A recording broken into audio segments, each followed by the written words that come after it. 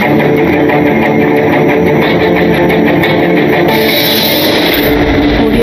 students, welcome to Chennai IAS Academy. இப்போ நம்ம வந்து நம்மளுடைய குரூப் 4 இலக்கு என்ற டெஸ்ட் சீரீஸில் நம்ம பார்க்க போகிற வீடியோ அப்படி பார்த்துக்கிட்டிங்கன்னா நம்மளுடைய யூனிட் 6 எக்கனாமிக்ஸோடைய மிக முக்கியமான ஒரு டிஸ்கஷன் தான். ஓகே, எக்கனாமிக்ஸை பொறுத்த வரைக்கும் நமக்கு இந்த குரூப் 2 பார்த்தீங்கன்னா கொஞ்சம் ஸ்டாட்டிக் போர்ஷன் அதிகமாக வந்து கரண்ட் அஃபேர்ஸ் போர்ஷன் தான் வந்தது. ஓகே, கரண்ட் அஃபேர்ஸ் போர்ஷன் நம்ம கரண்ட் அஃபேர்ஸ் டெஸ்ட்டு கூடயே நம்ம எக்கனாமிக்ஸ் கவர் பண்ணிக்கலாம். ஆனால் ஸ்டாட்டிக் போர்ஷன் நீங்கள் தரவாக இருக்கும். ஸ்டாட்டிக் போர்ஷன் எந்த அளவுக்கு தரவாக இருக்கீங்களோ அதுதான் நீங்கள் கரண்ட் அஃபேர்ஸ் நீங்கள் தரவாக இருக்க முடியும். ஓகே, ஃபர்ஸ்ட் கொஸ்டின் போடாமல் எல்லா கொஸ்டினுமே ரொம்ப குரூப் 4க்கு ஏற்ற மாதிரியும் ஒரு சில கொஸ்டின்ஸ் வந்து நீங்கள் திங்க் பண்ணுற அளவுக்கு கொஞ்சம் ஆப்ஷன், ஒரு சில கொஸ்டின் கஷ்டமாகவும் ஆப்ஷன், ஒரு சில கொஸ்டின் ஆப்ஷன் ஈஸியாகவும் இருக்கும். ஓகே, ஒரு கொஸ்டின் ட்ரை பண்ணுங்க. ஃபர்ஸ்ட் ஆஃப் ஆல், பின்வருவனவற்றில் எது இந்திய பொருளாதாரத்தின் சிறப்பு அம்சம் இல்லை? ஓகேங்களா, அதாவது இது 11th புக்கில் இருந்து எடுக்கப்பட்ட ஒரு எக்கனாமிக்ஸ் கொஸ்டின். பார்த்தீங்கன்னா இந்திய பொருளாதார இயல்புகள் அப்படின்னு சொல்லிட்டு நம்மளுடைய சிலபஸில் முதல் பாயிண்டாகவே இருக்கும்.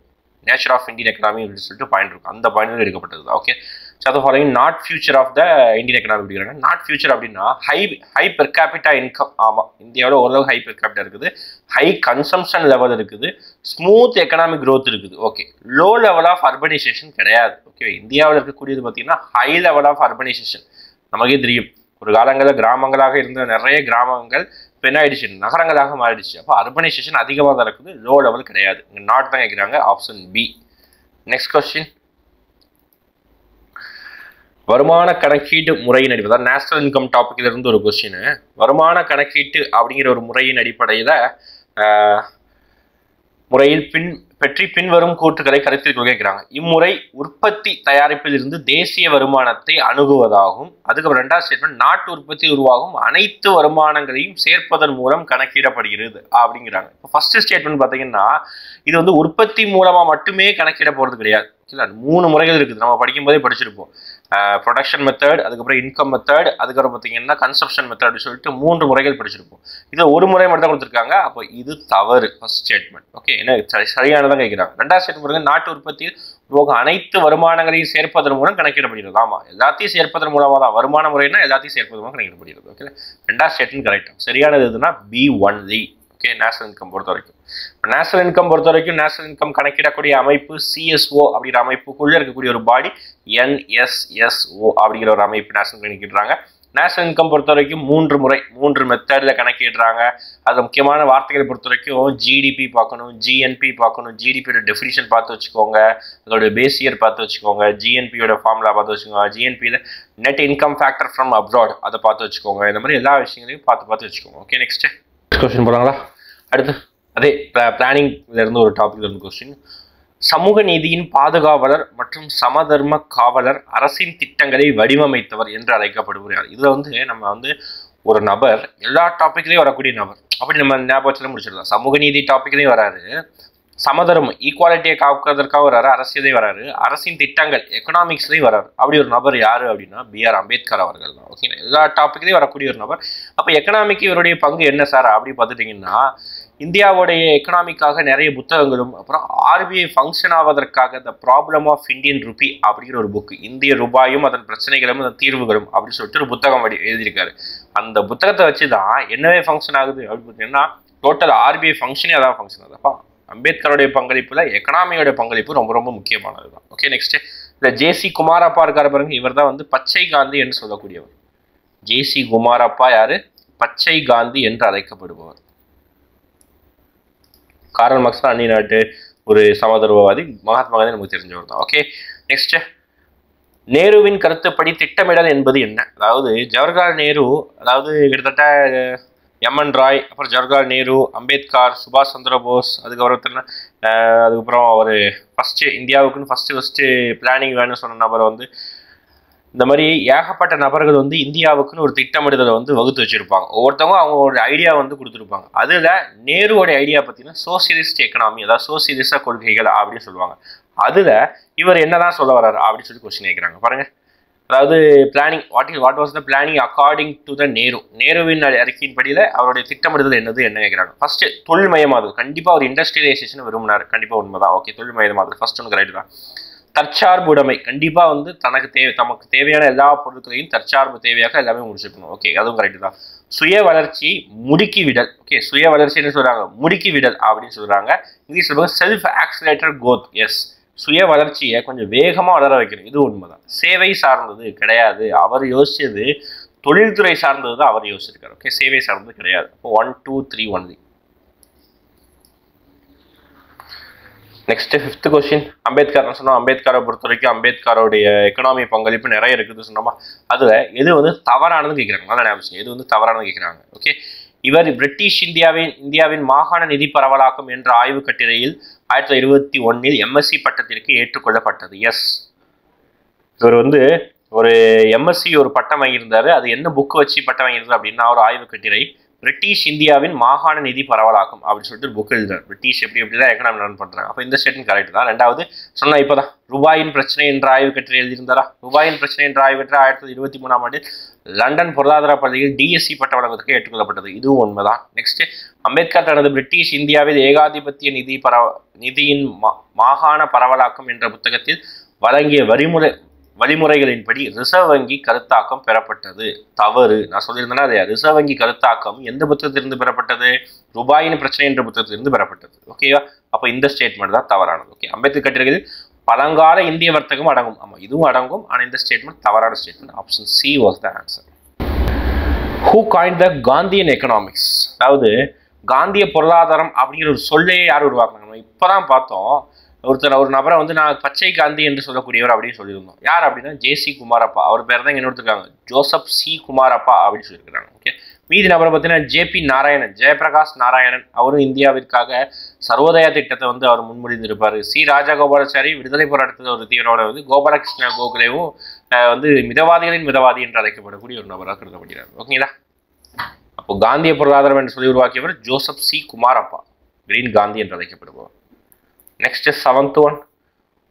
Who was the first to introduce the concept of national income? பாருங்க, நேஷனல் இன்கம் திருப்பி ஒரு கொஸ்டின். அப்போ தேசிய வருவாய்ங்கிற கான்செப்டை உலகத்திலே முதன்முறையாக யார் வந்து கொண்டு வந்தா அப்படின்னு கேட்குறாங்க. இதெல்லாம் வந்து பார்த்தீங்கன்னா 9th or 8th புக்கில் அப்படியே பாக்ஸ் போட்டு கொடுக்கப்பட்ட ஒரு பாயிண்ட். 1934 ஓகே, 1934 சைமன் குஸ்னெட்ஸ் அப்படிங்கிற ஒரு நபர் தான் இந்த தேசிய வருமான நேஷனல் இன்கம் அப்படிங்கிற கான்செப்டே முன்மொழிஞ்சிருப்பார். எந்த ஆண்டு? 1934 Simon Kuznets. Option B. Next, which of the following was called as capital consumption allowance? அதாவது முதலீட்டு நுகர்வு தள்ளுபடி என்று அழைக்கப்படுவது பேரான. இது நம்ம கிளாஸ்லேயே நம்ம டீச் பண்ணியிருந்தோம். கிளாஸில் நேஷனல் இன்கம் டாபிக் டீச் பண்ணும்போது நான் சொல்லியிருந்தேன் இந்த கொஸ்டின் கண்டிப்பாக கேட்பதற்கான வாய்ப்புகள் அதிகமாக இருக்குது எக்ஸாம்ஸில் அப்படின்னு சொல்லியிருந்தோம். அப்போது அந்த நேஷனல் இன்கம் டாபிக் இருந்து இது மாதிரி ஏகப்பட்ட கேள்வி திருப்பி வந்துடுச்சு. ஜிடிபியோட ஃபுல் ஃபார்ம் என்ன, ஜிடிபி ஃபார்முலா என்ன, ஜிஎன்பின்னா என்ன, அது நெட் ஃபேக்டர் இன்கம் என்ன, எல்லாமே கேட்டாங்க. அப்போ இந்த கேபிட்டல் கன்சம்ஷன் அலவன்ஸ் அப்படிங்கிற வார்த்தைக்கு இன்னொரு பேர் வந்து பார்த்தீங்கன்னா டிப்ரிசியேஷன். ஓகே, தேய்மானம். நம்ம இப்போ ஃபார் எக்ஸாம்பிள் என்என்பி அதுக்கு ஃபார்முலா என்ன அப்படி பார்த்துட்டோன்னா ஜிஎன்பி மைனஸ் டிப்ரிசியேஷன், இதுதான் சொல்லுவோம். இதே மாதிரி எல்லாத்துக்கும் என்டிபிக்கு என்னதான் ஆன்சர்? என்டிபி. அதுக்கு என்னதான் ஆன்சர்?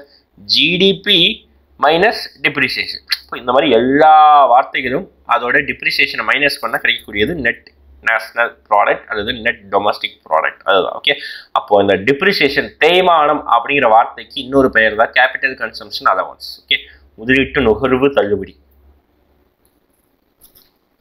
நெக்ஸ்ட், தனிநபர் வருமானத்தை பெறுவதற்கு பின்வருவனவற்றில் எது தேசிய வருமானத்திலிருந்து கழிக்கப்படுகிறது அப்படின்னு கேட்குறாங்க. அதாவது நமக்கு வந்து நேஷனல் இன்கம் கான்செப்ட் ஏகப்பட்ட கான்செப்ட், இதாவது 8 கான்செப்ட் படிக்க வேண்டியது இருக்கும். எதாவது அப்படி பார்த்துட்டிங்கன்னா ஜிடிபி படிக்கணும், அப்புறம் என்டிபி படிக்கணும், அப்புறம் ஜிஎன்பி படிக்கணும், அதுக்கப்புறம் பார்த்தீங்கன்னா பர்சனல் இன்கம், அதுதான் நம்ம இப்போ தனிநபர் வருமானம், பர்சனல் இன்கம். அப்புறம் முக்கியமான ஒரு ஃபார்முலா பெர் கேபிட்டா இன்கம், தலா வருமானம், அதுவும் பார்க்கணும். அதுக்கப்புறம் பார்த்தீங்கன்னா ஜிடிபி டீஃப்ளேட்டர், ஜிடிபி குறைப்பான், இந்த மாதிரி ஏகப்பட்ட டாபிக், அதோடைய கான்செப்ட், அதோடைய ஃபார்முலா எல்லாம் படிச்சுக்கணும். அப்போ இதில் பர்சனல் இன்கம் தனிநபர் வருமானம்ங்கிறது வந்து தேசிய வருமானத்திலிருந்து ஒரு சில டாப்பிக்கை மைனஸ் பண்ணால், அதாவது கழித்தால் கிடைக்கக்கூடிய ஒரு சில விஷயங்கள்ல என்ன சொல்கிறாங்க? தனிநபர் வருமானம் சொல்கிறாங்க. அப்போ தேசிய வருமானத்திலிருந்து எதெல்லாம் மைனஸ் பண்ணணும், எதெல்லாம் ப்ளஸ் பண்ணணும் அப்படின்னா, தேசிய வருமானத்திலிருந்து சமூக பாதுகாப்பு பங்களிப்பு மைனஸ் பண்ணணும். இங்கே என்ன கேட்டிருக்காங்க? கழிக்கப்படுகிறதா கேட்டுக்கிறாங்க. சமூக பாதுகாப்பு பங்களிப்பு மைனஸ் பண்ணணும், பகிர்ந்தளிக்கப்படாத பெருநிறுவனங்களுடைய லாபம் அதையும் மைனஸ் பண்ணணும், பண பரிமாற்றத்தை ப்ளஸ் தான் பண்ணணும். ஓகேங்களா? ஆட் தான் பண்ணணும். ஓகே, அப்போ இது வராது. அப்போ 1 and 2 only. Option A. Okay, நல்லா ஞாபகம் வச்சுக்கோங்க. பர்சனல் இன்கம் நமக்கு 2 விஷயம் குழப்பம். தனிநபர் வருமானமும் தலா வருமானம் ஒரே மாதிரி இருக்கும். அது ரெண்டுமே கன்ஃபியூஸ் ஆகும். பெர்சனல் இன்கம் வேற, பெர் கேபிட்டல் இன்கம் வேற. எப்படி சார் டிஃபர் பண்ணலாம் அப்படின்னா, ஒரு வீட்டில் 5 பேர் இருக்கிறாங்கன்னா அந்த 5 பேருடைய இன்கம் தான் மொத்தமாக அந்த 5 பேருடைய மொத்த இன்கமும் என்ன சொல்றாங்கன்னா தனிநபர் வருமானம் அப்படின்னு சொல்றாங்க. தனிநபர்கள் வருமானம் அப்படின்னு சொல்றாங்க. 5 பேரோட மொத்த இன்கம் எல்லாருமே ஒரு லட்சம் சம்பாதிக்கிறாங்க அப்படின்னா 5 லட்சம் அவங்களுடைய மொத்த வருமானத்தை தனிநபர் வருமானம் அப்படின்னு சொல்றாங்க. அதே தலா வருமானம்னா 5 லட்சம் 5 பேர் சம்பாதிக்கிற தொகையை 5ஆல டிவைட் பண்ணா கிடைக்கக்கூடிய ஆன்சர், அதாவது சராசரி சொல்றோம்ல, அந்த 1 லட்சம் தான் தலா வருமானம். புரியுதா? ரெண்டு டிஃபரன்ஸ் பார்த்துக்கணும். ஓகே, இந்த கொஸ்டினுக்கு answer A. Next 10th question.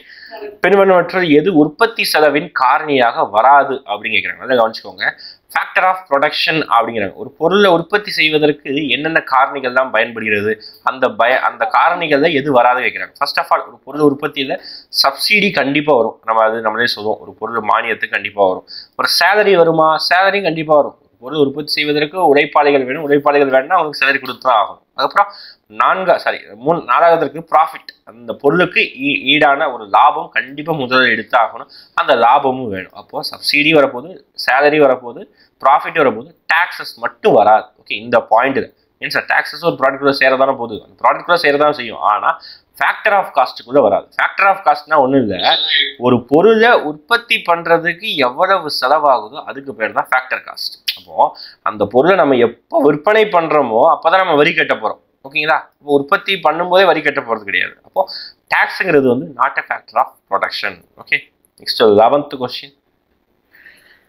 பின்வருவனவற்றில் எது மூலதன துறையை சாராதது எது அப்படிங்கிறாங்க. அதாவது கேபிட்டல் செக்டார் அப்படின்னு சொல்றாங்க. அந்த செக்டார் தான் எதெல்லாம் வராது அப்படின்னு சொல்றாங்க. ஃபர்ஸ்ட் ஆஃப் ஆல், பேங்க்ஸ் கண்டிப்பாக ஒரு கேபிட்டல் செக்டார். ஓகே, பேங்க்ஸ் வந்து நம்ம பணம் போட்டு பணம் எடுக்கிற அளவுக்கு ஒரு sector capital sector. Okay, insurance company bank மாதிரியே ஒரு கம்பெனி தான். அதை கூட நம்ம நான் பேங்கிங் ஃபினான்ஷியல் கம்பெனி கூட சொல்லலாம். அந்த அளவுக்கு இன்சூரன்ஸ் கம்பெனி ஒரு கேபிட்டல் செக்டார் தான்.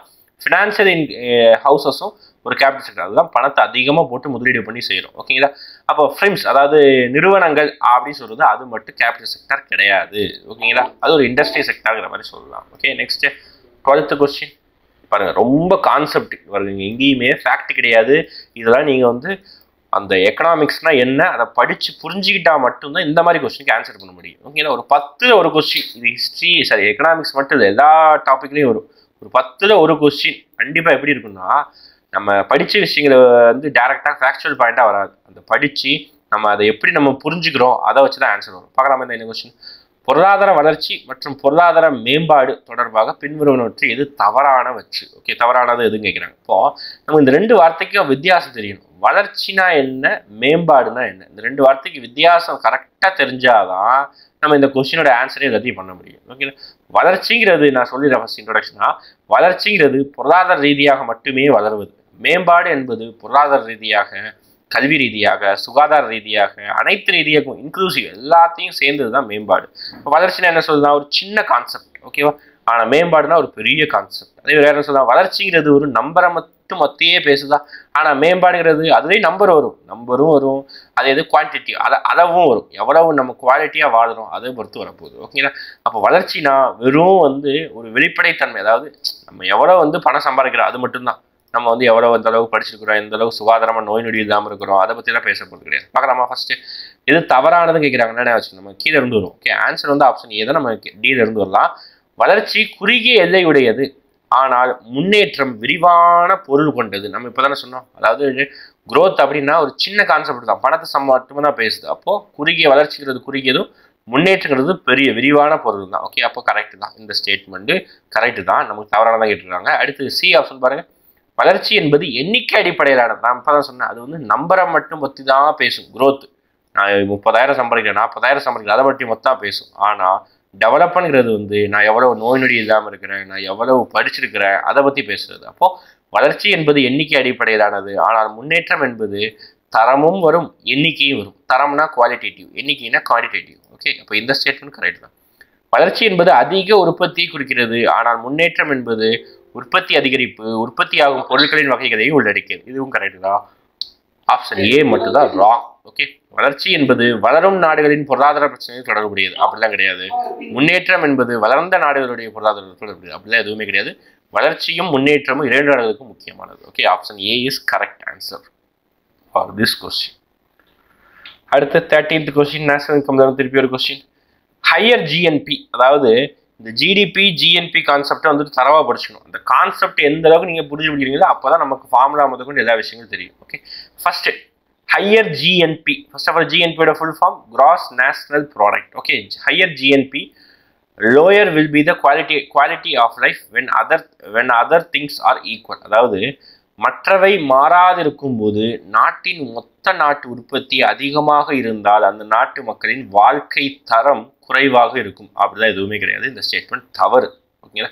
அடுத்து மொத்த தேசிய உற்பத்தி என்பது மொத்த நாட்டு உற்பத்தி பிளஸ் வெளிநாட்டில் இருந்து கிடைக்கும் நிகர வருவாய். இது அருமையான கொஸ்டின், அருமையான ஒரு ஸ்டேட்மெண்ட். இது கரெக்ட். ஏன் அப்படின்னா நம்மளுடைய ஃபார்முலாவை ஸ்டேட்மெண்ட்டாக கொடுத்துருக்காங்க, வேற எதுவுமே கிடையாது. ஜிஎன்பி நம்ம என்ன ஃபார்முலா படிச்சிருந்தோம் கொஞ்சம் ஞாபகப்படுத்தி பாருங்க. ஜிஎன்பிங்கிறது ஜிடிபி ப்ளஸ், நல்லா ஞாபகம் மைனஸ் சொல்லக்கூடாது, plus net income factor from abroad அப்படின்னு சொல்லுவாங்க. அதாவது ஆல்ரெடி நம்ம ஜிடிபி வந்து கண்டுபிடிச்சி வச்சிருப்போம், எத்தனையோ லட்சம் கோடி இருக்கும். அது கூட வெளிநாட்டிலிருந்து நமக்கு கிடைக்கக்கூடிய வருமானத்தை ஆட் பண்ணுறோம். வெளிநாட்டிலிருந்து எப்படி சார் வருமானம் கிடைக்குது? நமக்கு வெளிநாட்டிலிருந்து வருமானம் மட்டும் தான் கிடைக்குது, செலவும் இருக்குது. இப்போ வெளிநாட்டிலேருந்து என்ன வருமானம் அப்படின்னா வெளிநாட்டு, இப்போ ஃபார் எக்ஸாம்பிள் என்னுடைய சித்தப்பா மாமா எல்லாரும் அங்கே வேலை போகிறாங்கன்னா அவங்க என்ன செய்வாங்க, இந்திய நாட்டுக்காக ரூபாய் அனுப்புகிறாங்க, அதுவும் இந்தியாவுக்கு ஒரு வருமானம். வெளிநாட்டிலிருந்து நம்ம வாங்கின கடன், நம்ம ஆல்ரெடி கொடுத்த கடனுக்கான வட்டி, அதுக்கப்புறம் பார்த்தீங்கன்னா நம்ம எந்தெந்த பொருட்களை ஏற்றுமதி பண்ணுறோம் அதுக்குரிய ரூபாய். இந்த மாதிரி ஒரு 4 டாபிக்கு வருமானமாக இருக்கும். அதே மாதிரி செலவும் இருக்கும். இந்தியாவிலேருந்து வெளிநாட்டிலேருந்து வந்து இந்தியாவில் வந்து வேலை போகிற நபர் இருப்பாங்க, அவங்க சம்பளத்தை அந்த நாட்டுக்கு அனுப்புவாங்க. இந்தியா பல நாட்டுக்கு கடன் கொடுத்துருக்கு. நம்ம ஆல்ரெடி வாங்கின கடனுக்கு நம்ம வட்டி பே பண்ணணுமா, அமெரிக்கா, இங்கிலாந்து, அதுக்கப்புறம் ரஷ்யா கிட்ட தான். அப்போ இந்த மாதிரி வட்டி பே பண்ணுறதும் எல்லாத்துக்கும் மைனஸ் பண்ணி கடைசி ஆன்சர் பார்க்கும்போது அந்த வேல்யூ மைனஸில் வரும். அப்போ ஜிஎன்பி தான் இந்தியாவை பொறுத்த வரைக்கும் சின்னதாக இருக்கும். ஓகேங்களா. இப்போ இந்த கொஸ்டினுக்கு தவறானது கேட்குறாங்க. 1 மட்டும், ஒரு மட்டும், 1 மட்டும் sir. Okay, A1 is correct. A. Okay, next பாருங்க, எது ஒரு கான்செப்ட் கொஸ்டின். சமூக குறியீடுகள் பின்வருவனவற்றை எது சமூக குறியீடுகள் அப்படின்னு சொல்றாங்க. ஃபர்ஸ்ட் ஆஃப் ஆல் என்ன இந்த குறியீடுகள்னா என்ன? அதாவது ஒரு சமூகம் நல்ல சமூகமா இருக்குதா, அது வந்து நல்ல ஹெல்த்தியான சமூகமா இருக்குதா, படிச்ச சமுதாயமா இருக்குதா, இதெல்லாம் கணக்கிடுவதற்காக இந்த மாதிரி சமூக குறியீடுகள்லாம் கணக்கிடுவாங்க. அப்போ எதை பத்தி பேசுவாங்க அப்படின்னா ஃபர்ஸ்ட் சுகாதாரத்தை பத்தி பேசுவாங்க. சுகாதாரம்னா சுத்தபத்தமா இருக்கிறது தான் சுகாதாரமா? அப்படிலாம் கிடையாது. ஓகேவா. அதாவது எம்எம்ஆர் கம்மியா இருக்கணும், ஐஎம்ஆர் கம்மியா இருக்கணும், செக்ஸ் ரேஷியோ, அதாவது ஆண்களுக்கு இணையான ஓரளவுக்கு இணையான பெண்களோட எண்ணிக்கை இருக்கணும். இப்போ இந்த மாதிரி அந்த ஹாஸ்பிட்டல் ஃபெசிலிட்டி இந்த மாதிரி அனைத்துமே இருந்தால் அதுதான் சுகாதாரம்ங்கிற அளவு குறியீடு சொல்கிறாங்க. அடுத்து கல்வி. ஒரு நாட்டில் ஒரு மாநிலத்தில் இருக்க மக்கள் அனைவரும் நன்கு படித்தவர்களாகவும் அட்லீஸ்ட் ஒரு ஸ்கூல் எஜுகேஷன் முடித்த மாணவர்களாக கூட இருந்திருக்கணும், அது கல்வி. அடுத்து உணவு, போதுமான அவங்க ஒரு நாளைக்கு தேவையான உணவு எடுத்துக்கணும். துப்புரவு, இதுவும் முக்கியம் தான், சானிடேஷன் முக்கியம் தான். ஓகே, அப்போ option D, all the above.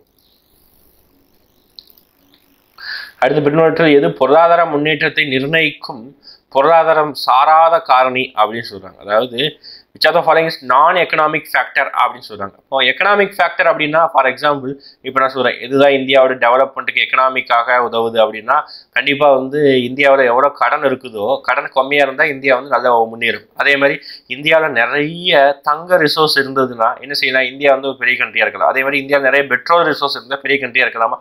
அப்போ நேச்சுரல் ரிசோர்ஸ் ஒரு என்ன சொல்றது, ஒரு பொருளாதாரம் நிர்ணயிக்கக்கூடிய ஒரு சார்ந்த காரணி, நிதியியல் அமைப்பு அதுவும் சார்ந்த காரணி, அயல் நாட்டு வணிகம் ஃபாரின் ட்ரேட் அதுவும் நம்ம சார்ந்த காரணி தான். மனித வளம்ங்கிறது வந்து என்னன்னா பொருளாதார முன்னேற்றத்தை சாராத காரணி தான். ஓகேங்களா, நான் எக்கனாமிக் ஃபேக்டர் தான். அடுத்து 16. ஓகே, அதாவது சொல்லியிருந்தேன்னா ஃபர்ஸ்ட் இனிஷியலாகவே யார் நிறைய மெம்பர் பார்த்தீங்கன்னா விஸ்வேஸ்வரையா ஃபர்ஸ்ட் இந்தியாவுக்காக பிளான் பண்ணவர். அடுத்து பார்த்தீங்கன்னா ஜவஹர்லால் நேரு, அதுக்கப்புறம் பார்த்தீங்கன்னா MN Roy, SN Agarwal, JP Narayan சொல்லிட்டு நிறைய பேர் அவங்களுடைய பிளானிங்கை வந்து சொல்லியிருப்பாங்க. அப்போ இதில் யார் யார் என்னென்ன பிளானிங் சொல்லியிருந்தாங்க அப்படின்னு பார்க்க போகிறோம். ஈஸியாக பிளான் பண்ணலாமா, ஈஸியாக மேட்ச் பண்ணலாமா? எம்என் ராய் அப்படிங்கிற பொறுத்த வரைக்கும் அவர் வந்து மக்கள் திட்டம், பீப்புள்ஸ் பிளான் அப்படிங்கிறத மேட்ச் பண்ணவர். ஓகேங்களா. அதுக்கப்புறம் ஜவஹர்லால் நேரு என்ன பண்ணார் அப்படின்னு பார்த்தீங்கன்னா நேஷனல் பிளானிங் கமிஷன் அப்படிங்கிற ஒரு டாபிக் வந்து அவர் எடுத்து செஞ்சிருப்பார். ஓகேங்களா. அடுத்து பார்த்தீங்கன்னா ஜேபி நாராயணன், எஸ்என் அகர்வால் பார்த்தீங்கன்னா காந்தியன் பிளானும், ஜேபி நாராயணன் பார்த்தீங்கன்னா சர்வோதயா பிளானிங்கும் கொண்டு வந்திருப்பாங்க. ஓகேங்களா. இதுக்கு வந்து பார்த்தீங்கன்னா ஆப்ஷன் பி 2431. ஞாபகம் வச்சுக்கணும். ஜேபி நாராயணன் சர்வோதயா திட்டத்தை கொண்டு வந்திருப்பாரு. JP Narayanan, Jawaharlal Nehru, S N Agarwal Gandhian plan. Okay, next NITI Aayog. கண்டிப்பா இந்த தடவை நிதி ஆயோக்ல இருந்து ஒரு கொஸ்டின் எதிர்பார்க்கறாங்க. நிதி ஆயோக தரவா படிச்சுக்கோங்க. ரொம்ப சின்ன டாபிக். இந்த மாதிரி சின்ன சின்ன டாபிக் நீங்க படிச்சீங்கனாலே ஒரு ஃபுல் மார்க் எடுத்துடலாம் எக்கனாமிக்ஸை பொறுத்த வரைக்கும். நிதி ஆயோகோட ஃபங்க்ஷன் என்ன கேட்குறாங்க, தரவா A to Z படிச்சு. நிதி ஆயோகோட காம்போசிஷன் என்ன, யார் தலைவர், யார் துணைத் தலைவர், அதில் எத்தனை பில்லர்ஸ் இருக்குது, அது என்னென்ன இண்டெக்ஸ் எல்லாம் ரிலீஸ் பண்றாங்க, அதோடைய ஃபங்க்ஷன் என்ன, அதோடைய மோட்டோ என்ன, எய்ம், எல்லாம் தரவா நிதி ஆயோகை பற்றி 2 பேஜ் நோட்ஸ் எடுத்து வச்சு அதை படிச்சு வச்சிருக்கோம். ஓகேங்களா, பார்க்கலாமா? அப்போ நிதி ஆயோகோட ஃபங்க்ஷனை பொறுத்த வரைக்கும் கண்டிப்பா நிதி ஆயோக் எதுக்காக ஒரு அமைப்பே, பிளானிங் கமிஷனுங்கிற அமைப்பு, ஓகே, பிளான் திட்டக்குழு அப்படிங்கிற ஒரு அமைப்பே ஒழித்து கட்டிட்டு 2015ஆம் ஆண்டு ஜனவரி 1ஆம் தேதி உருவாக்கப்பட்டது அது நிதி ஆயோக். ஓகேவா, இது ஒரு கேள்வி கேட்டுக்கிறாங்க.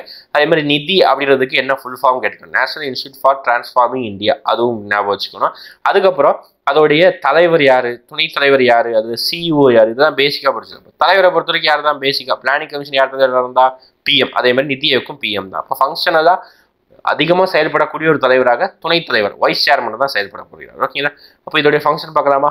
கண்டிப்பாக பிளானிங் கமிஷனை ஒழிச்சு கட்டிட்டு நிதி ஆயோக் கொண்டு வருவதற்கான காரணம் என்ன பார்த்துட்டிங்கன்னா, பிளானிங் கமிஷன் எங்கேயுமே கூட்டாட்சி அதாவது ஃபெடரலிசத்தை நிலைநிறுத்தாது. அப்போ நம்ம என்ன செய்யணும், ஃபெடரலிசத்தை நிலைநிறுத்துகிற அளவுக்கு பிளானிங் கமிஷனை ஒழிச்சு கட்டிட்டு புதுசாக ஒரு அமைப்பு கொண்டு வராங்க. அப்போது இந்த அமைப்பு கோஆபரேட்டிவ் ஃபெடரலிசத்தையும் காம்படேட்டிவ் ஃபெடரலிசத்தையும் நிலைப்படுத்துது. கூட்டுறவு மற்றும் போட்டி அடிப்படையிலான கூட்டாட்சி நிலைப்படுத்துது. First statement correct. அடுத்து, நாட்டு நிகழ்ச்சி நிரல்களில் பகிர்ந்து கொள்ளல், இதுவும் கரெக்ட். நிபுணர்களின் கூட்டமைப்பை உருவாக்குதல், இதுவும் கரெக்ட். உகந்ததாக்குதல் ஆக்குதல், ஹார்மோனைசேஷன். ஒரு 2 ஸ்டேட்டுக்குள்ள ஏதாவது சண்டை வருது அப்படின்னா ஒரு 2 பேரையும் காம்ப்ரமைஸ் பண்ணி வைக்கணும், அதுதான் வேலை. ஓகே, அப்போ 4மே ஃபங்க்ஷன். இது நான் எங்கே இருந்துமே எடுக்கலை, உங்களுடைய ஸ்கூல் புக்கு நிதி ஆயோக் டாபிக் இருந்து 11th நினைக்கிறேன், 11th கிளாஸ்ல நமக்கு நிதி ஆயோக்னு ஒரு டாபிக் இருக்கும், அந்த டாபிக் இருந்து எடுக்கப்பட்டது தான். All the above. நெக்ஸ்ட், அடுத்து பிளானிங்ல இருந்து திருப்பி ஒரு கொஸ்டின்.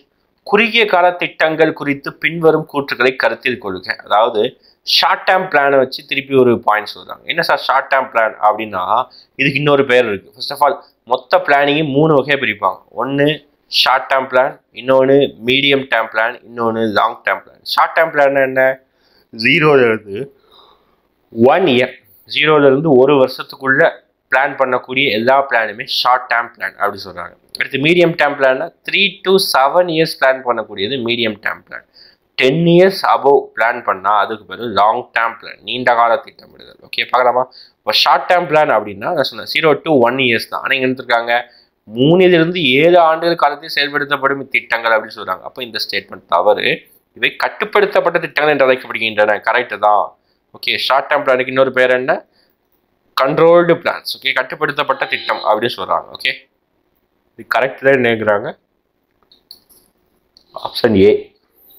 நெக்ஸ்ட் 19 நிதி ஆயோக் திருப்பி ஒரு question. which of the following is incorrect regarding நிதி ஆயோக். நிதி ஆயோக்கை பற்றி தவறான கூற்றை கேட்குறாங்க. ஓகே, பார்க்கலாமா? First, it formed on January 1, 2015. Correct தான், ஜனவரி 1, 2015 தான் ஃபார்ம் ஆனது. It replaced national planning commission from இந்த ஆண்டிலிருந்து இது அது ரீப்ளேஸ் பண்ணி விட்டதா அப்படின்னு கேட்குறாங்க. இதுவும் கரெக்ட் தான், ரீப்ளேஸ் பண்ணிட்டு. ஏன்னா பிளானிங் கமிஷன் ஒழிக்கப்பட்ட ஆண்டு அப்படின்னு கேட்டாங்கன்னா இதுதான், இதுவும் correct. Prime minister is the chairperson, நம்ம இப்போ தான் சொன்னோம். ஆமாம், பிரைம் மினிஸ்டர் அதுக்கு தலைவர் சொன்னாங்க, இதுவும் கரெக்டு தான். Prime minister is the functional head அப்படின்னு சொல்கிறாங்க, கிடையாது, இதுதான் தவறான ஸ்டேட்மெண்ட். என்ன சார் ஃபங்க்ஷனல் நிர்வாக தலைவரா அப்படின்னு கேட்குறாங்க, கிடையாது. பிரைம் மினிஸ்டருக்கு 1008 வேலை இருக்குது. அவருக்கு வெளிநாட்டுக்கு டூர் போகணும், இந்தியாவை சமாளிக்கணும், இந்தியா பாலிடிக்ஸை பார்க்கணும், அப்புறம் பாராளுமன்றத்தை கவனிக்கணும், எக்ஸிக்யூட்டிவ் ஃபங்க்ஷனை பார்க்கணும், ஏகப்பட்ட ஃபங்க்ஷன் இருக்குது. அவர் தான் இந்த மாதிரி சின்ன ஒரு நிதியை போகிற ஒரு பாடிக்கு நம்ம ஃபங்க்ஷனல் ஹெட்டாக இருக்க முடியாது. அதனால அவர் ஃபங்க்ஷன் கிடையாது. Vice chairman is the functional head of the Niti Aayog, ஞாபகம் வச்சுக்கணும். Okay, next, which are the following were conceptualised by Niti Aayog. அதாவது நிதி ஆயோக்கால் கருத்துருவாக்கிய திட்டங்கள் எதெல்லாம் அப்படின்னு கேட்குறாங்க. அதாவது நிதி ஆயோக்கோட மெயின் வேலை என்ன சொன்னாங்க அப்படின்னா, நிறைய புதுசாக இனோவேட்டிவாக நிறைய ஸ்கீம்ஸ் யோசிச்சு வைங்க அப்படின்னு சொல்லியிருந்தாங்க. ஓகே, அப்போ நிதி ஆயோக் நிறைய ஸ்கீம்ஸ் இது வரைக்கும் இந்தியாவில் கொண்டு வராத அளவுக்கு நிறைய ஸ்கீம்ஸ் எல்லாம் கொண்டு வந்திருந்தாங்க. அதில் ஒன் ஆஃப் த ஸ்கீம்ஸ் தான் இந்த அடல் இனோவேஷன் மிஷன், ஆயுஷ்மான் பாரத், இந்தியாவிலே மிகப்பெரிய ஹெல்த் இன்சூரன்ஸ் ஸ்கீம். நம்ம ஊரில் அம்மா காப்பீடு திட்டம், கலைஞர் காப்பீடு திட்டம்னு சொல்கிறோம்ல, அதுதான் அந்த இந்தியா லெவலில் ஆயுஷ்மான் பாரத் சொல்கிறாங்க. அடுத்து நேஷனல் மெடிக்கல் கமிஷன், இதெல்லாம் முன்னெடுப்பு, மிகப்பெரிய முன்னெடுப்பு. இது எல்லாமே நிதி ஆயோக்குடைய மாடல். ஸ்வச் பாரத் மிஷன் வந்து நிதியை கூட மாடல் இல்லை. எப்படி சார் நம்ம ஈஸியாக இதை பண்ணலாம் அப்படின்னா, ஸ்வச் பாரத்ங்கிறது மிஷின் அந்த ஸ்கீம் எதுக்காக அப்படின்னா, எல்லாரையும் எல்லா விஷயத்தையும் தெருக்களும் ரோடுகளையும் வீடுகளையும் எல்லாத்தையும் க்ளீனாக வச்சுக்கணும். ஓகே, மோடி 2014 பிஎம் ஆன உடனே கொண்டு வந்த மிகப்பெரிய ஸ்கீம். அந்த டைமில் எங்கே பார்த்தீங்கன்னா மோடி எங்கே விசிட் போனாலும் அங்கே போயிட்டு என்ன செய்யறது, க்ளீன் பண்ணுறது, ரோடை க்ளீன் பண்ணுறது, குப்பைகளை எடுக்கிறது, இந்த மாதிரி தான் பண்ணிருப்பாரு. இதுக்காக ஒரு பப்ளிசிட்டிக்காக. ஆனால் ஒரு நல்ல ஸ்கீம் தான். ஓகே, நல்ல இப்போதைக்கு இந்தியா சுகாதாரமாவதற்கு ஒரு காரணமாக இந்த ஸ்கீம் தான் பார்க்குறோம். அப்போது இந்த ஸ்கீம் எப்போ வந்துன்னா, மோடி கவர்மெண்ட் பிஎம் ஆன உடனே அடுத்த காந்தி ஜெயந்தியிலே கொண்டு வந்துட்டாங்க. 2014 பிஎம் ஆனாரு. அதே வருஷம் காந்தி ஜெயந்தி இந்த ஸ்கீமை கொண்டு வந்திருப்பாரு. அதனால் ஸ்வச் பாரத் மிஷன் மட்டும் நிதி இயக்கம் கிடையாது. எப்படி சார் சொல்றீங்க அப்படின்னா, நிதி இயக்கம் உருவாக்கப்பட்டது 2015 தான். ஓகே, நிதி இயக்கம் உருவாக்கப்பட்டது 2015.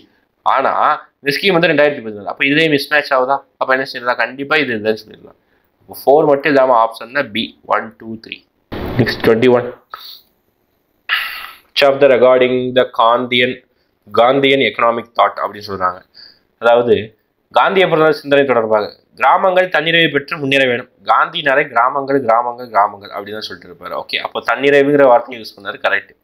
இயந்திரங்கள் பெரும் பாவம். ஓகே, இதெல்லாம் சூப்பர் ஸ்டேட்மெண்ட். ஓகேவா? ஏன் சார் இவர் காந்தி வந்து மிஷினை வந்து ஒரு பெரிய பாவம்னு சொல்றாரு அப்படின்னா, ஒரு மிஷின் ஒரு இடத்துக்கு வேலைக்கு வந்துடுச்சுனாலே கண்டிப்பாக ஒரு 2-3 பேருக்காவது வேலை வாய்ப்பு இழக்கப்படும். ஓகே, உண்மைதானா? ஆமாம், உண்மைதான். எப்படி தான் பெஸ்ட் எக்ஸாம்பிள்னு சொல்லலாம். ஒரு காலங்களில் 5 ஸ்டார் ஹோட்டல்லாம் கதவை திறந்து விடுறதுக்குனே ஒருத்தர் இருப்பான். ஓகேவா?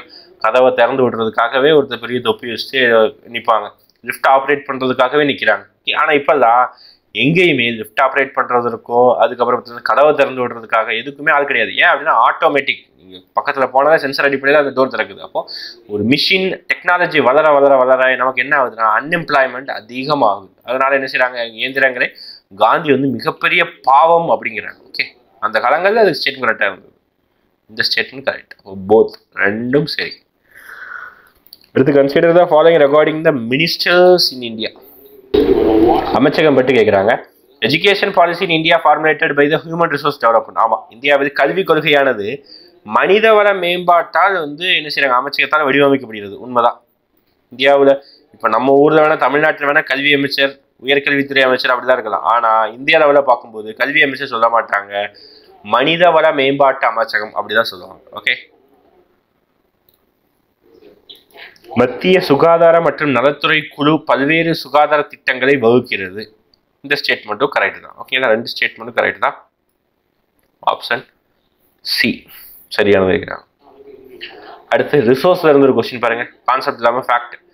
அதாவது இந்தியாவில் கோல்டு தங்கம் எங்க இருந்தெல்லாம் கிடைக்கிறது அப்படின்னு சொல்றாங்க. ஓகேவா? சரி, தங்கம் எங்கெல்லாம் இல்லை அப்படின்னு சொல்றாங்க. 4 ஆப்ஷன்ல ஏதோ ஒரு ஆப்ஷன்ல மட்டும் தங்க சுரங்கம் இல்லையாமா. Gold mine not found. Okay, எங்க நமக்கு தெரிஞ்ச ஒரு தங்க சுரங்கம் அப்படின்னா கோலார். அது எல்லாருக்குமே தெரிஞ்சு, ஊருக்கே தெரிஞ்சு. கேஜிஎஃப் படம் பார்த்தவங்க எல்லாருக்குமே தெரிஞ்சு கோலார் தான் தங்கம் இருக்குது. அப்போ இது ஆன்சரா வராது. ஓகே, அப்புறம் ஹட்டி, இதுவும் கண்டிப்பா தங்கம் இருக்குது. ராம்கிரி, ஆந்திர பிரதேசம் இருக்கக்கூடிய ராம்கிரி, அதுலேயும் தங்கம் இருக்குது.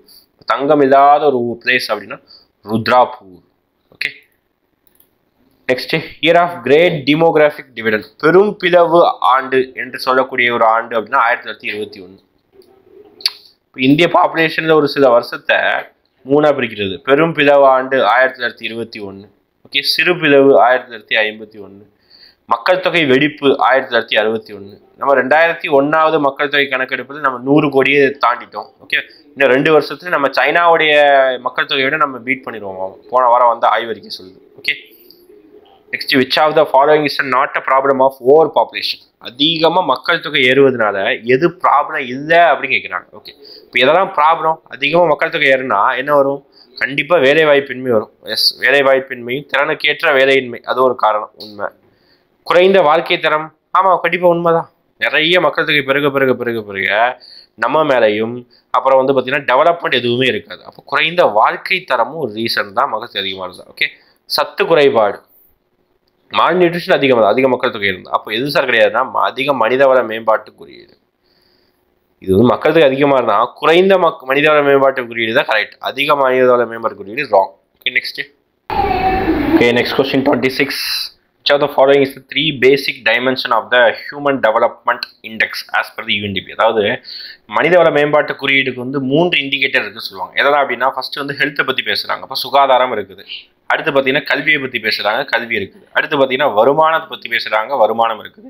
இந்த வீடுகளை பற்றி பேச மாட்டாங்க, சுற்றுப்புற தூய்மை பற்றி பேச மாட்டாங்க. அப்போ 1, 3, 5 ஆப்ஷன் பி.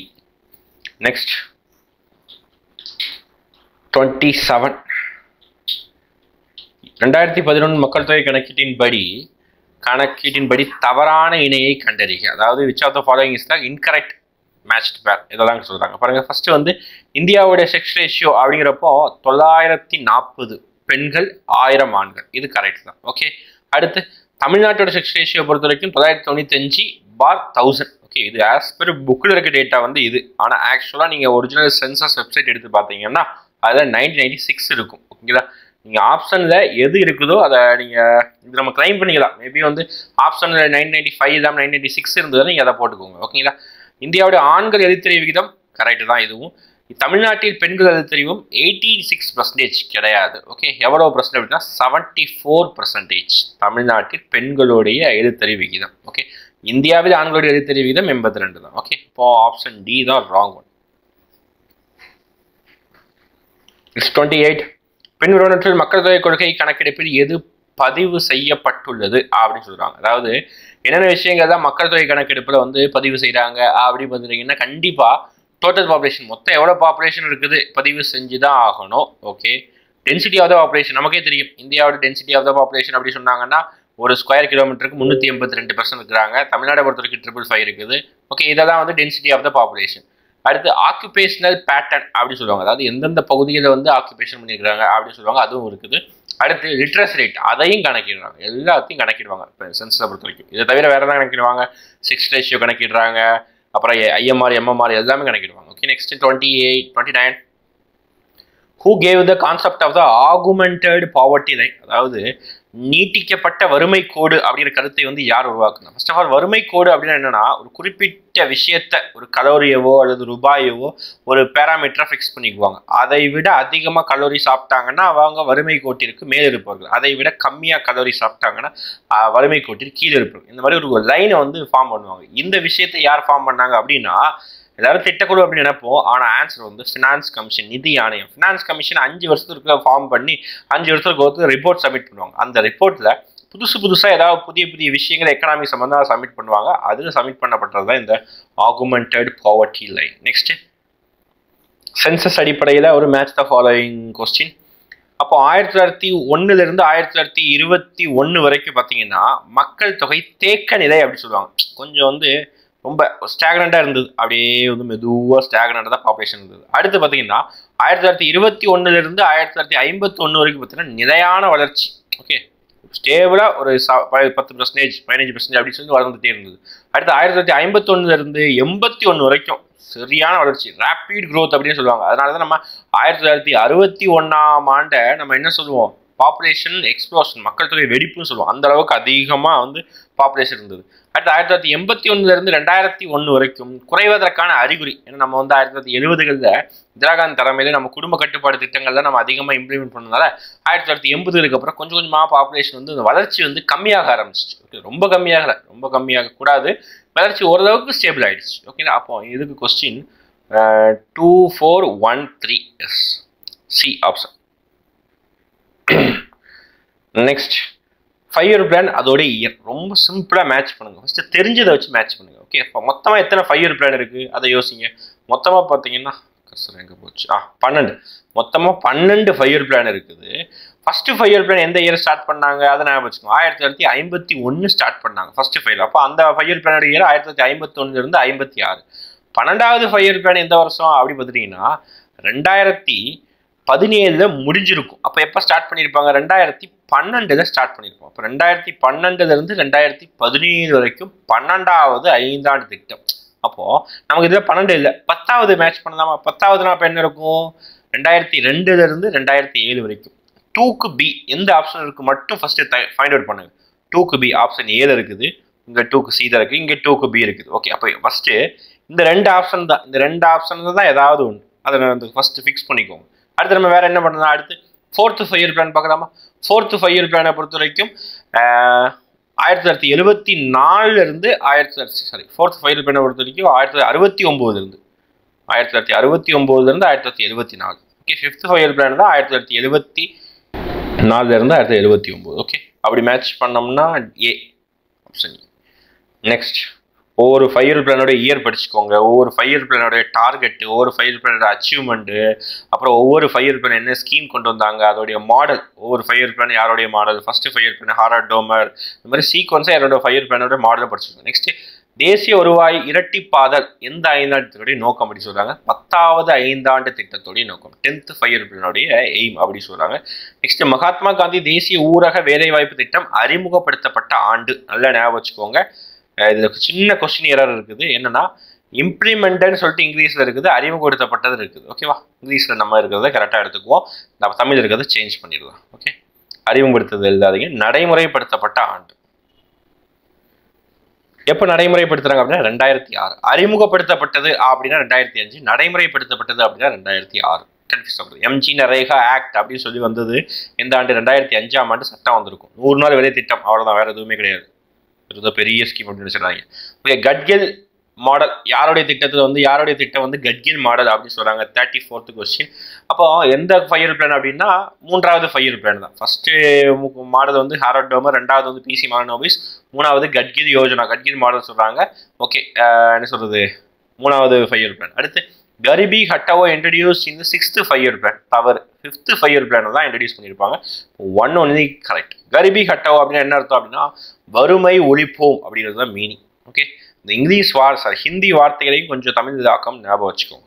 நெக்ஸ்ட், ஒவ்வொரு பாடிஸ், ஃபினான்ஸ் சம்பந்தமா இருக்கக்கூடிய ஒவ்வொரு பாடிஸ் அது உருவாக்கப்பட்ட இயர்ஸ் மேட்ச் த ஃபாலோயிங்னு கேட்குறாங்க. ஓகே, ஃபர்ஸ்ட் ஆஃப் ஆல் நமக்கு தெரிஞ்ச பாடியை மேட்ச் பண்ணுங்க. பாருங்க, நிதி ஆயோக் ரீசெண்டாக கிரியேட் பண்ணாங்களா? இப்போ 2015 இப்போ தான் படித்தோம். அப்போ 2க்கு வந்து 3, அதாவது சாரி ஏக்கு வந்து 3, ஏக்கு 3 எங்க ஆப்ஷன் இருக்குது? ஒரே ஒரு ஆப்ஷன் தான் இருக்குது, தூக்கி போட்டு வந்துருக்கு, அவ்வளோதான். நிறைய யோசிக்காதீங்க, யோசிச்சா டைம் தான் வேஸ்ட். பொறுத்து இருக்கலாம், ஒரு 10 செகண்ட்ல பொறுத்துக்கு ஆன்சர் பண்ணிக்கணும். அப்போ நிதி ஆயோக்கு 2015 உருவாக்கப்பட்டது, அதை மேட்ச் பண்ணுங்க. ஏக்கு வந்து 3 எங்க இருக்குது? ஒரே இடத்துல இருக்குது, ஆப்ஷன் சி போட்டு வந்துருங்க, அவ்வளோதான். அப்போ தேசிய வளர்ச்சி குழு எப்போ வந்தது? 1952 ஆகஸ்ட் 6ஆம் தேதி வந்திருக்கும்.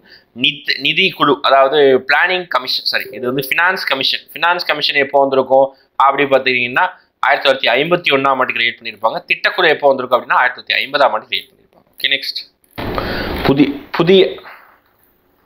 பதிவு செய்யப்பட்ட நிறுவனங்கள் மற்றும் தொழில் நிறுவனங்கள் மீது விதிக்கப்படும் வரி என்ன வரி? அதான் ஒன்றும் இல்லை, கார்பரேஷன் டேக்ஸ்.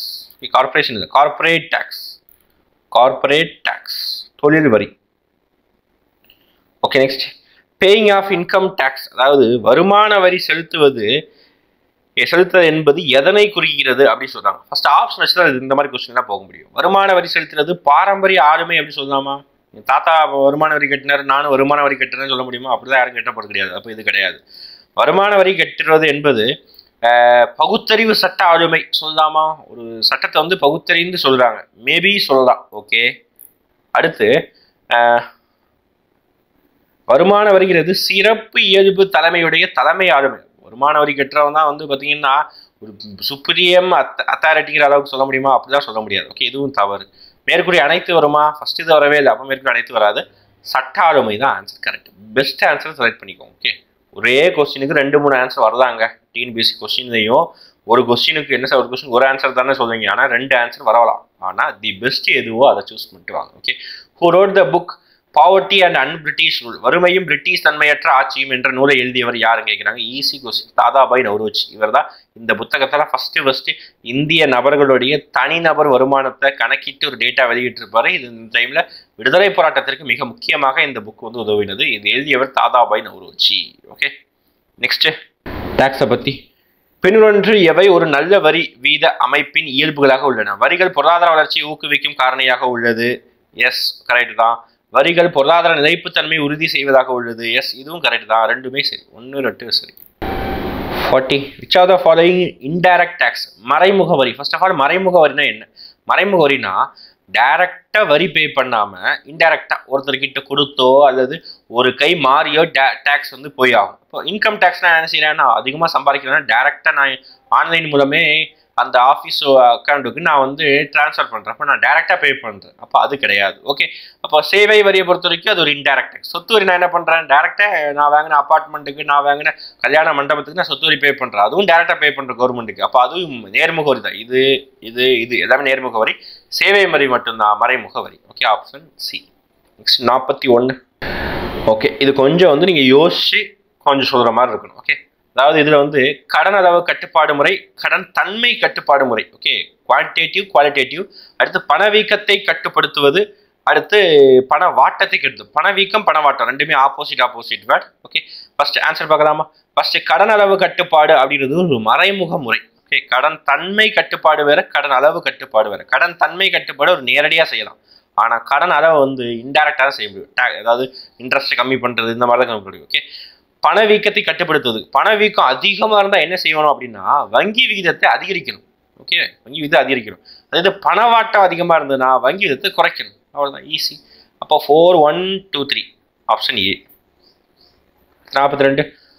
பொதுத்துறை வங்கிகளின் லாபகரத்தை மதிப்பீடு செய்வதற்காக அமைக்கப்பட்ட கமிட்டி என்ன கமிட்டி அப்படி கேட்டாங்கன்னா, நரசிம்ம கமிட்டி. ஓகே, என்ன சார் இந்த பொதுத்துறை வங்கிகள் அப்படின்னு பார்த்தீங்கன்னா, பப்ளிக் செக்டர் பேங்க்ஸை பொறுத்த வரைக்கும் பப்ளிக் செக்டர் பேங்க் சொல்லலாம், அல்லது பப்ளிக் செக்டர் கம்பெனி சொல்லலாம். இந்த மாதிரி பப்ளிக் செக்டருடைய கம்பெனிகளுடைய லாபத்தை இன்க்ரீஸ் பண்ணுவதற்காக ஒரு கமிட்டி, எப்பவுமே இந்தியா நிறைய கமிட்டி போடு ஆராய்வது முக்கியம். அதுல நரசிம்ம கமிட்டி. இதே நரசிம்ம கமிட்டி ஏகப்பட்ட இடங்கள்ல பேங்கிங் ரிஃபார்ம்ஸ்க்கு வரும். அதே மாதிரி ராஜா சதயா கமிட்டி எதுக்காக அப்படின்னா, அதாவது சுங்கவரி, அதாவது இறக்குமதி வரியை குறைப்பதற்காக இருக்கிற ஒரு வரி தான் இந்த ராஜா சதயா வரி. இறக்குமதி வரியை குறைப்பதற்காக ஒரு வரி ராஜா சதயா வரி. Next, who will be act as a chairperson of GST council? ரொம்ப ஈஸி. GST கவுன்சிலுடைய தலைவராக யார் செயல்படுவார்? யார் தான் செயல்படுவார்? GST கவுன்சில் முடிஞ்ச உடனே பிரஸ் மீட்டிங் தான் சந்திக்கிறது யார் தான்? யூனியன் ஃபினான்ஸ் மினிஸ்டர், நிதி அமைச்சர் நிர்மலா சீதாராமன் அவர்கள் சந்திக்கிறாங்க. நிதி அமைச்சர் அவர்கள் தான் சந்திப்பாங்க. ஓகேவா, சேர்பர்சன் தான் GST கவுன்சில் சந்திக்கிறது நிதி அமைச்சர். ஓகே, இப்போ பிரசிடென்ட் எதுக்கு தான் தலைவராக இருப்பார்? திட்டக்குழுக்கு தலைவர், திட்டக்குழு இல்லை, பிரைம் மினிஸ்டருக்கு தான் தலைவராக இருப்பார். திட்டக்குழுவுக்கு தலைவராக இருந்தார். அப்புறம் இப்போ நிதியுக்கு தலைவராக இருப்பார்.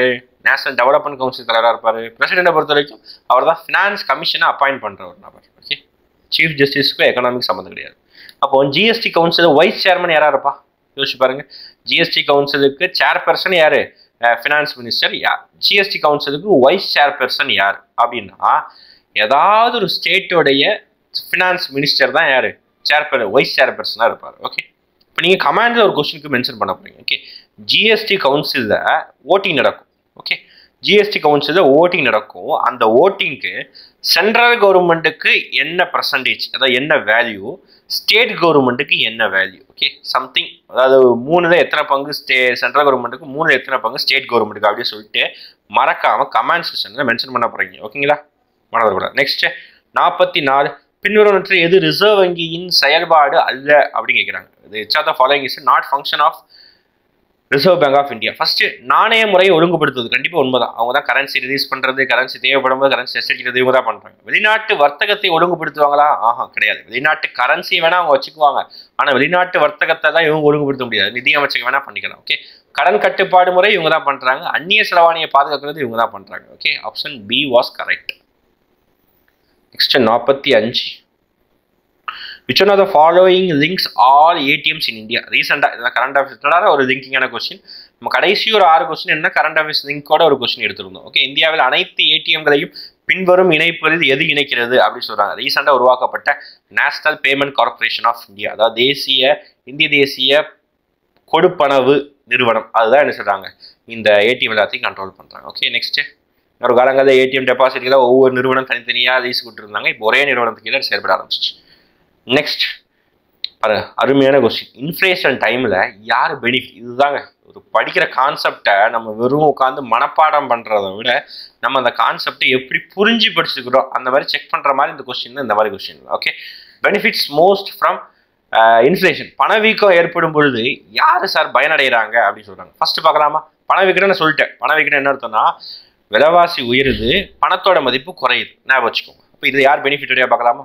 கடன் வழங்குபவர். இப்போ நான் தான் என் ஃப்ரெண்டுக்கு ஒரு 10 லட்ச ரூபா கடன் கொடுத்துருக்குறேன் அப்படின்னா எனக்கு லாபம் அடைவேனா அப்படின்னா நான் கண்டிப்பாக நஷ்டம் தான் அடைவேன். ஏன் அப்படின்னா அப்போ அவனுக்கு வந்து கொடுக்கும்போது 10 லட்ச ரூபா கொடுத்துருப்பேன். ஒரு ஃப்ரெண்டாக இருக்கிறனால கொஞ்சமாக கூட வட்டி கொடுக்கலாம்ன்றது வட்டி இல்லாமல் கூட கொடுக்கலாம். திருப்பி நான் 2 வருஷம் கழிச்சு அதே 10 லட்சம் வாங்கும்போது இந்தியாவில் விலைவாசியெல்லாம் கூடி இருக்கும். நான் அன்னைக்கு 10 லட்சம் கொடுத்து நான் ஒரு பொருளை வாங்கணும்னு ஆசைப்பட்டிருப்பேன். ஆனால் அதே 10 லட்சம் கொடுத்து இன்னைக்கு நல்லா ஒரு பொருளை வாங்க முடியாது. அந்த பொருள் 11 லட்சமாக கூட ஆயிருக்கலாம். பொருளோ வீடோ ஏதாவது ஒன்று. ஓகே, அப்போது கடன் வழங்குவோர் இங்கே நஷ்டம் அடைகிறான். ஓகே, இப்போ கடன் வாங்கினவன் லாபம் அடைவானா? கண்டிப்பாக பெரிய லாபம் எடுக்கிறான். ஓகே, 2015 அவன் 10 லட்ச ரூபா வாங்கினா அந்த கடனை 2020 அடைக்கி 10 லட்ச ரூபா கொடுத்து அடைக்கிறான்னா 2015 வாங்கும்போது 10 லட்சம் கொஞ்சம் பெரிய வேல்யூவாக இருக்கும். ஆனால் 2020 10 லட்சம் கொஞ்சம் அதோட மதிப்பு வந்து கம்மியாக இருக்கும். ஏன்னா விலைவாசி தான் ஏறுதுதா.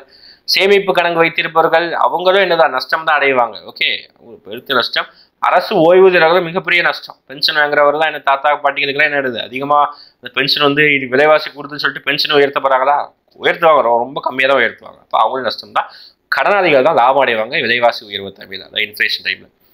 எந்த ஆண்டு தசம முறையானது இந்திய நாணய முறைக்கு பொருத்தம் என மாறியது அப்படின்னா 1957 ஆண்டு. தசம முறைன்னு ஒன்று இல்லை, டெசிமல். ஓகே, அந்த முறை வந்து எப்போ மாறினாங்கன்னா 1957. 48வது கொஸ்டின். வேலையின் தன்மை மாறும் பொழுது சில தொழிலாளர்கள் தற்காலிகமாக வேலை இல்லாமல் இருக்கும் நிலைமை, அதாவது டைப்ஸ் ஆஃப் அன்எம்ப்ளாய்மெண்ட் நம்ம படிச்சே ஆகணும். அதாவது ஒரு வேலையை விட்டுட்டு இன்னொரு வேலையை தேடும் போது அந்த பிட்வீன் கேப்ல அவன் வேலை இல்லாமல் இருக்கிறதுக்கு என்ன அன்எம்ப்ளாய்மெண்ட் அப்படின்னு சொல்றாங்க? பிறழ்ச்சி அன்எம்ப்ளாய்மெண்ட், அதாவது ஃப்ரிக்ஷனல் அன்எம்ப்ளாய்மெண்ட் சொல்றாங்க. இப்போ டிஸ்கைஸ்ட் அன்எம்ப்ளாய்மெண்ட் என்ன? மறைமுக வேலையின்மை சொல்லுவாங்க. அதாவது ஒருத்தர் பார்க்க வேண்டிய வேலையை 3 பேர் பார்ப்பாங்க. அப்போ என்ன ஆகுது? அந்த ஒருத்தருக்கு ஃபுல் எம்ப்ளாய்மெண்ட் கிடைக்காம 3 பகுதியாக பிரிஞ்சிருக்கு. டெக்னிக்கல் அன்எம்ப்ளாய்மெண்ட் என்ன? அதுதான் சொன்னேன். டெக்னாலஜி வளர வளர வளர வளர வேலை வாய்ப்பு கம்மியாகும். அதுதான், ஒரு மிஷின் வந்தால் ஒரு 10 பேருக்கு வேலை வாய்ப்பு போகுது ஒரு கார் கம்பெனியில். ஓகே, சீசனல் அன்எம்ப்ளாய்மெண்ட் என்ன?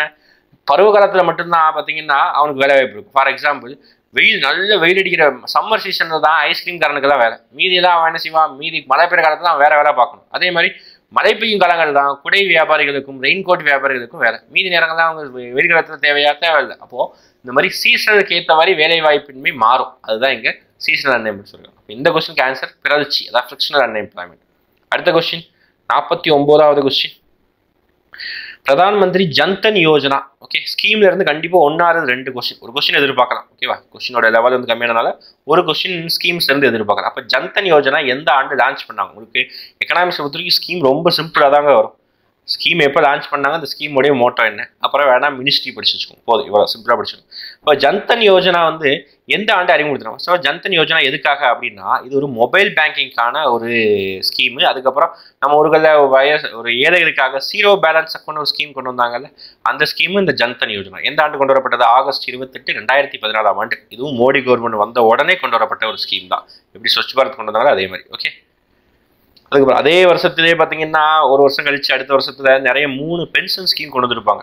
அடல் பீமா சுரக்ஷா யோஜனா அப்படின்னு சொல்லிட்டு நிறைய ஸ்கீம் வந்துருப்போம், அதை பார்த்து வச்சுக்கோங்க. Last and final question. இந்திய பசுமை புரட்சி எங்கிருந்து தொடங்கியது? ஃபர்ஸ்ட் ஆஃப் ஆல் வேளாண்மையை பொறுத்தவரைக்கும் கிரீன் ரெவல்யூஷன் ரொம்ப ரொம்ப ரொம்ப முக்கியங்க. ஏகப்பட்ட பாயிண்ட் கிரீன் ரெவல்யூஷன் கேட்கலாம். கிரீன் ரெவல்யூஷன் பாசிட்டிவ் நெகட்டிவ், அதுக்கு யார் ஃபாதரா கிரீன் ரெவல்யூஷன், அது யாரெல்லாம் வந்து தொடர்பு இருக்கிறாங்க, எல்லா விஷயத்தையும் படிச்சு வச்சுக்கணும். இதுல வந்து ஃபர்ஸ்ட் ஒரு பைலட் ப்ராஜெக்டா எங்க வந்து ஸ்டார்ட் பண்ணாங்க அப்படி பார்த்துட்டீங்கன்னா பந்த் நகர் அந்த பிளேஸ் தான் ஃபர்ஸ்ட் ஸ்டார்ட் பண்ணாங்க. Okay, option A. ஓகே, இப்போ டோட்டலா 50 கொஸ்டின் பார்த்துருக்கோம். 50 கொஸ்டினோட டிஸ்கஷன், தெளிவான விளக்கம், கேட்ட கேள்வி கமெண்ட்ஸ் மறக்காம மென்ஷன் பண்ணிக்கோங்க. அடுத்தடுத்த டெஸ்ட்டை கொஞ்சம் பயனுள்ளதாக அட்டன் பண்ணுங்க. அட்டன் பண்ணாதான் நமக்கு என்ன செய்ய முடியும் அப்படின்னா அதில் கூடிய விஷயத்தை நமக்கு தெரிஞ்சு முடியும். இந்த 50 கொஸ்டின் உங்களால் எவ்வளோ போட முடியுது ரிவிஷன் எடுக்கிறதுக்கு டைம்ல ரிவிஷனாக இதை யூஸ் பண்ணிக்கோங்க. ஓகேங்களா, நெக்ஸ்ட் நம்ம அடுத்த யூனிட் சந்திக்கலாம். தேங்க்யூ.